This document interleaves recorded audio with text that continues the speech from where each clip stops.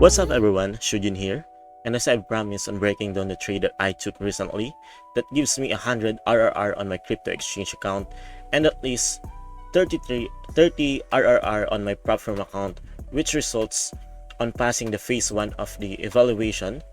And without further ado, let's hop in. So eto yung trade na tinake ko para makuha yung at least 100 RRR dito. Although hindi naman talaga dapat yan ang kukunin ko na reward, pero kasi natuwa ako dahil sobrang laki na ng return. Actually, ito ko talaga yung aking take profit area sa trade na ito, which can give me a result ng ilan ba to? 111 RR. Pero sabi ko sa sarili ko, sige, try na i-out ko na ito ng 100 RR kasi ang laki naman nun. Sobrang laki niya na, di ba? So basically, tingnan natin kung paano ko ba nakuha yung trade na to. So sa daily kasi natin, alam naman natin na sobrang bearish ng market na from making structure shift here to breaking of structures in here. So basically, ito yung give ng confidence sa akin na sige, out na natin yung trade. So una ko talaga dito sinukat is etong area na to. Yan. So after dito ang break of structure, umangat, break of structure ulit. Then, hinanap ko kung saan ba magre-react etong price na to. So, nung nakita ko yung reaction dito sa 0.618, let's take levels here. Ayan. So, nung nakita ko na nag-react sa 618 and nag-create ng another market structure shift towards the pababa, ang minarkot ko agad dito is, or chinek ko agad dito is, itong trade 1 na to, anong kailangan niyang natin tingnan, more of shallow retracement ba or more of optimal trade entry pa. Pero etong unan dito, you can say na sige, pwede natin lagyan dito ng optimal trade entry, hanap tayo dito ng area. Pero remember guys na sa POI mo dito na malapit, meron kang FBG at the same time breaker here. So basically, pwede mong i-argue na baka pwede nga siguro na shallow retracement yung mangyari. So, kung titingnan natin naman yan dito sa mas lower time frame, sige, sa 1 hour na lamang. Kung papansinin nyo, sobrang aggressive ng price here. Nakita nyo ba? And kapag ma-aggressive ang price, nag-expect talaga ako ng shallow retracement lamang at hindi na ako nag-expect ng mas malalim pa na retracement. So, basically, nagkaroon ng shallow retracement pero hindi muna ako dyan ng entry. Hinintay ko magkaroon ng breakup structure. Din pagkaroon ng breakup structure, dahil hindi ito ganito, napapansin nyo ba ito yung mga ganitong kandila? Sobrang aggressive ng pagkakabagsak. Dito, pwede tayo mag-expect talaga na okay, sa breakup structure na to, check natin kung may optimal trade entry ba tayo dyan.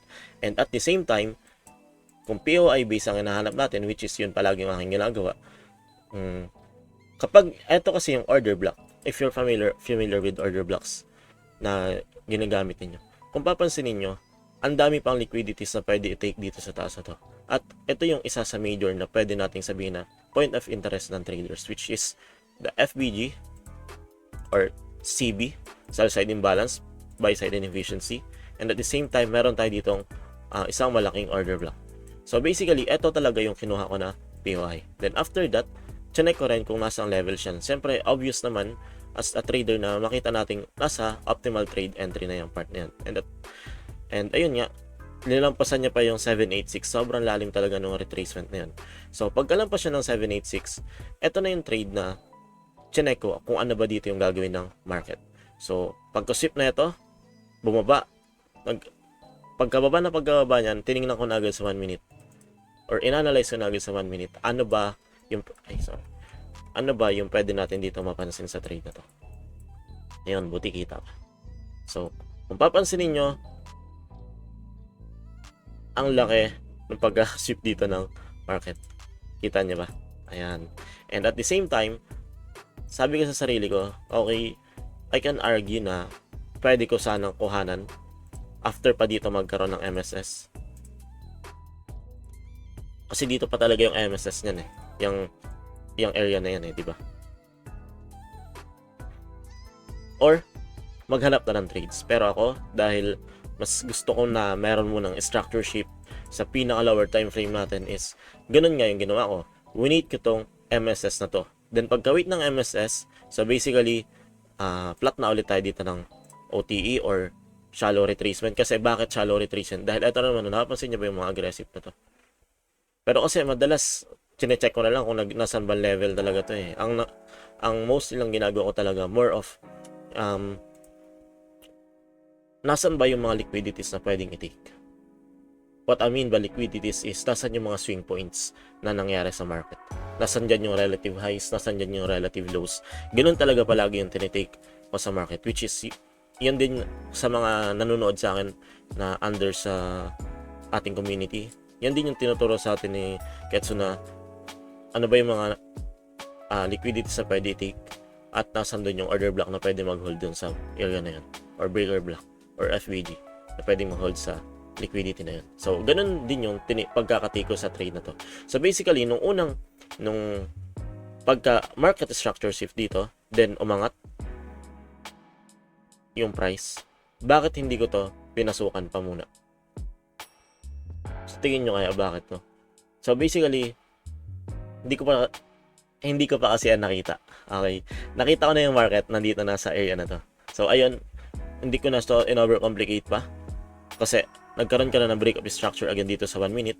Pero kasi pag nagkakaroon ng ganito sa 1 minute na break of structure, dahil nasa pinaka lower time frame pa tayo, nag-expect ako palagi na baka kunin pa yung mag-induce pa tayo dito sa high na ginawa ng low na to.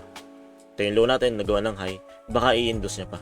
So, yun yung aking unang inisip. Kasi nasa 1 minute time frame na ako. Then, naghanap ako ng liquidities. Nasan pa ba dito yung mga liquidities na pwede i-take? So, basically, eto, pinaka-final, final liquidity or final na order block na mag-hold sa price. And, at the same time, eto yung recent liquidity na meron ako na pwede pa mag-hold sa price. When I say liquidity, hindi lang siya swing points, can be internal also, which is FVG, breaker block, and order block. Liquidity pa rin tawag doon. Kaso internal nga lang. Then, ayun, sabi ko, inanalyze ko mabuti yung market nung nandito na siya. Nagre-retrace na siya. Sabi ko, pag ba pinasip ko lamang ito, mag-hold kaya itong price na to? And, when I saw this one, sabi ko, okay, may field swing ako dito nakikita. So basically, yeah, pwede ako dito mag-risk. Like, nandito lang ang aking stop loss sa area na to. Pero kung papansinin nyo guys, ano yung meron dito? Nakatabi niya. Equal highs. Gets? Equal highs. And equal highs, parang na rin siyang relative highs. Pero, ang pinagkaiba kasi ng relative highs or relative lows, failed swing siya. Si equal high naman, nagpantay yung price niya. Almost pantay yung price niya. Nung napansin ko yan, sabi ko, okay, baka isip pa to. Ito na lang yung liquidity na gusto ko mag-hold, and ito yung ipapasweep ko na liquidity. So basically, ito yung gusto ko na ipasweep, at dito naman yung aking invalidation sa area na yan. So, at some point, nilimit ko na agad yan. So, dapat kasi yung pagkakalimit ko talaga, ganan. Yan, ganan talaga yan. Pero, naglagay ako lang ng konti. Literal na ginanon ko lang, nilagyan ko lang ng konting allowance. Kasi, sure naman, di ba, pag sinisip ang liquidity, sure naman, di ba, na tatagos yung price. Gaganon naman talaga muna yung price. Kaya nilagyan ko na lang ng konting allowance. Pero kung ano lang yan, nag-create ulit ng equal high, siguro, na front run lang ako. Or, malamang na front run lang ako dahil sa ginawa ko na pag-adjust. Pero kasi yun talaga lagi yung na-expect sa market eh. So, with that, nag-limit entry na ako, and kung napansin nyo, yung binibuild dito na liquidity, ang liit lamang. Then, nung pagka-reach siya dito, sinip lamang niya tong liquidity na to. Pansin nyo ba? Natakot ba ako dito? Actually, hindi. Kasi, ito na kasi yung lagi kong ginagawa sa pagtitrade. So basically, valid naman sa akin, may sunip na liquidity, may order block, may FBG. Actually, may balance price range pa nga yan. Kung familiar ka sa balance price range, which is yung BPR na sinasabi, na pwede talaga mag-hold ng price. Okay. So, or may breaker block ka pa pala dito, etong area na to. Diba? Nag-i-stack ka ng probabilities na pwede mag-hold sa price dito pagkatapos siya mag-take ng liquidity. So, ayun, ganun na ngayon nangyari. And pagka-take ko sa trade, bumagsak, good reaction agad. Pagkarating dito ng price, break even agad ako. Kasi hindi ko na hinintay na pumuntahan pa ito. Nung nandito pa lang, eto pa lang. Pagka reach na dito sa liquidity na to, sabi ko, yeah, break even na ako. Pero hindi ako nag-made ng partial at that moment. So, nag-retrace, kinuha niya to, sabi ko, all goods. I am good with this trade. Then, ano na yung ginawa ko? Hinanap ko na kung saan ako TTP. Ganun palagi ang aking ginagawa. So, basically, paano ba hanapin ko saan TTP? Alignment na kasi ito ng guys, ng higher time frame na rin. Kinuha ko lang yung standard deviation. Ano yung low na nag-made this high? Pwedeng ito, pero ako ito lamang kasi sa 1 hour niyan, meron niyang ayan. Actually, pwede naman talaga na ito talaga, isagad natin yan dito, yung pagpaplat ng STDB sa may MSS area niya. Pero yung idea ng part na ano yung low na nag-made dun sa high na yon is ito yon. Lalo na may fractal na nabuo. Ayan, napansin niyo ba? May fractal ka dito na nabuo. So basically, ito yung low para sa na nag-made this high. Pero yeah, you can still use this one and you can use these levels to take profit. So basically, hindi naman ako nag-take profit basta-basta lang na uy, nandiyan yung area, dyan ako nag-take profit. So, concept pa rin ng liquidity. So, ano yung mapapansin natin dito sa area na to? Failed swings or relative lows. Kita nyo ba guys? Ano? Puro liquidity yan and may final resting liquidity ka dito. Kapag binaktest mo pa yan, may mga liquidity ka pa dito na pwede pang i-take talaga. Ayan. To, sa lower time frame, liquidity rin to. Ayan. Gets natin. So, initially, ang setup ko talaga is, okay, saan ako titipi dito is, dito na sa area na to. Dahil, may liquidity naman dito na iti-take, pwede talaga dito pumunta yung price or magkaroon ng reaction. Okay? So, however pala, hindi pala so, however, pagkarating dito ng price, ayan, di ba, napansin nyo to? Pagkarating ng price, umangat, sabi ko, ang tagal bago ako makatipi kasi ilang araw na rin yun guys kung mapansinin natin ilang days ko rin yung in-hold. Kuha tayo ng date range. Ilang days ko yung in-hold, almost 3 days, magpo 4 days na nga, 3 days and 50 minutes.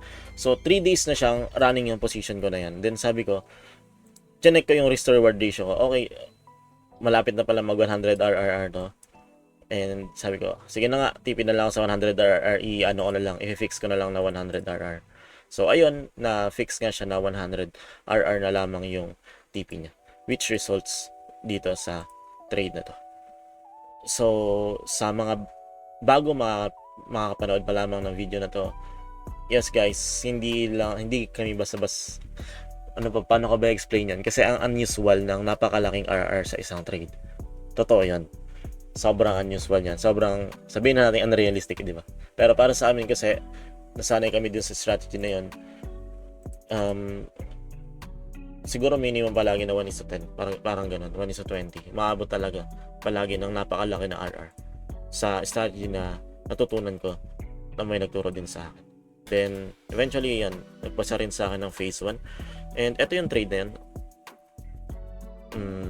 Ayun pala guys. Kaya bakit sinabi ko kanina na 30 RR lang yung aking panalo here sa isa na to. So basically, ito kasi yun. Mapapansin nyo, ang opening price ko is ito. Ay, hindi pala yan. Ito pala. Ito. Uy, ayaw. 89,624.9. Okay.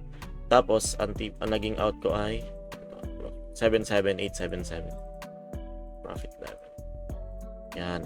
Ganun lamang. And ang nagmamatter kasi yung spread pagdating sa fund prop firms. So kung wala pa kang idea, may spread kasi. And sa GFT 120 pips or 120 price difference. Kunyari, yung price current ngayon, example na lang, 78,909.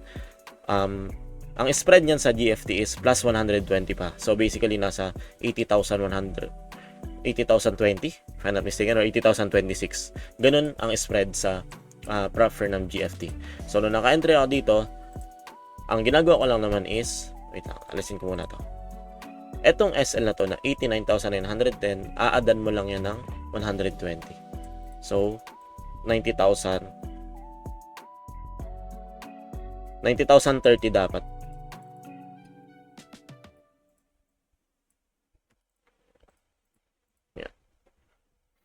Pero ang inano ko dyan, 90,010 na lang eh. Nagkamali ata ako ng ad. Mabilisan. Yan. 90,010. Yun yung talaga yung pinaka na ginawa ko at that moment. So, kung mapapansin nyo, bakit magkaiba yung entry price? So basically yun nga, nung hindi kasi limit entry yung ginawa ko sa prop firm, minarket ko lang, and mapapansin nyo talaga sa pag-market doon, tawag dito, kung ano yung, basta may ask price, tapos may bid price doon eh, na tinatawag eh. So, eto dito tumapat yung price na yun. Mula dito. And, ayan. 1:30.